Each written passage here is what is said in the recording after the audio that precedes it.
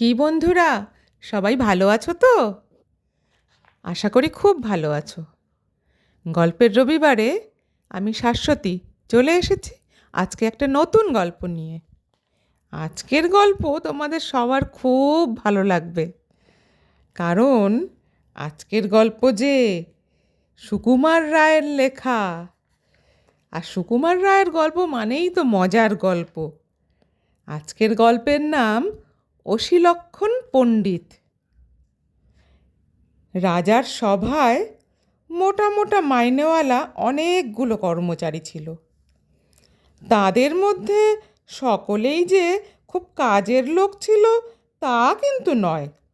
দু চারজন খেটে খুঁটে কাজ করে, আর বাকি সবাই বসে বসে মাইনে নেয়। যারা ফাঁকি দিয়ে রোজগার করে তাদের মধ্যে এমন একজন আছেন, তিনি হলেন অসিলক্ষণ পণ্ডিত। তিনি রাজার কাছে এসে বললেন তিনি অসিলক্ষণ, অর্থাৎ তিনি তলোয়ারের দোষ গুণ বিচার করতে জানেন। অমনি রাজা বললেন, উত্তম কথা, আপনি আমার সভায় থাকুন। আমার রাজ্যের যত তলোয়ার আছে আপনি তার বিলক্ষণ বিচার করবেন।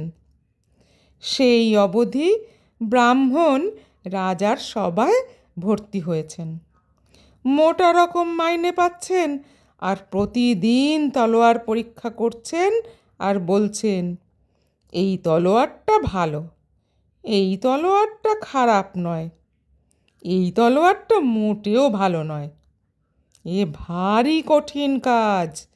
কত তলোয়ার ঘেঁটে ঘুঁটে দেখে আর শুঁকে চটপট বিচার করছেন। তার বিচারের নিয়মটি কিন্তু ভারী সহজ। তলোয়ার এনে যখন তার হাতে দেওয়া হয় তখন তিনি সেটাকে শুঁকে দেখেন। তলোয়ার যারা বানায় তারা তলোয়ারের গায়ে তাদের মার্কা এঁকে দেয়, তাই দেখে বোঝা যায় কোনটা কার তলোয়ার। পণ্ডিত মশাই শুকবার সময় সেই মার্কাটুকু দেখে নেন। যাদের উপর তিনি ভীষণ খুশি থাকেন, যারা তাকে আর কি ওই টাকা পয়সা দিয়ে খাইয়ে দাইয়ে তোয়াজ করে রেখে দিয়েছে, তলোয়ার দেখলেই তিনি নেড়ে চেড়ে টিপে টুপে বলেন, খাসা তলোয়ার, 1000 টাকা দামের তলোয়ার এটা। আর যাদের উপর তিনি চটা, অর্থাৎ যারা কিনা তাকে ঘুষ টুস দেয় না, খাতিরও করে না, তাদের তলোয়ার যত ভালোই হোক না কেন তার কাছে পার পাওয়ার জো নেই। সেগুলো হাতে পড়লেই তিনি অমনি একটু শুঁকেই নাক সিটকিয়ে বলেন, অতি বিচ্ছিরি, অতি বিচ্ছিরি, তলোয়ার তো নয়, যেন কাস্তে গড়েছে।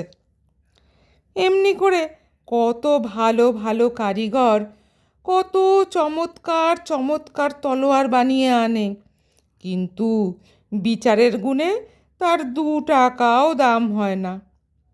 এর মধ্যে একজন ওস্তাদ কারিগর আছে, সে বেচারা মন প্রাণ এক করে একখানি তলোয়ার গড়ে, আর বিচারক মশাই দূর দূর করে সব বাতিল করে দেয়। এই রকম হতে হতে শেষটা কারিগর গেল ক্ষেপে। একদিন সে করল কি, একখানা তলোয়ার বানিয়ে তার গায়ে বেশ করে খানিক লঙ্কার গুঁড়ো মাখিয়ে দিল। তারপর অসিলক্ষণ পণ্ডিতের কাছে এনে হাজির করল।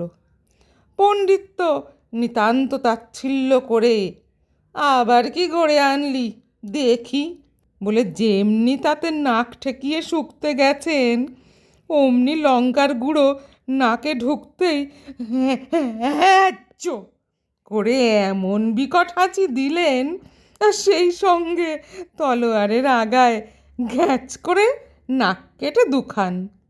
চারিদিকে হইচই পড়ে গেল, জল আন রে, কবিরাজ ডাক রে। ততক্ষণে তলোয়ারওয়ালা লম্বা লম্বা পা ফেলে বাড়ি পর্যন্ত দিয়েছে পিটটান। অসিলক্ষণ পণ্ডিতের তো মহা মুশকিল। একে তো কাটা নাকের যন্ত্রণা, তার ওপর সবাই বেরুলেই সবাই খেপায় নাক কাটা পণ্ডিত বলে। বেচারার এখন আর মুখ দেখানোই দায়।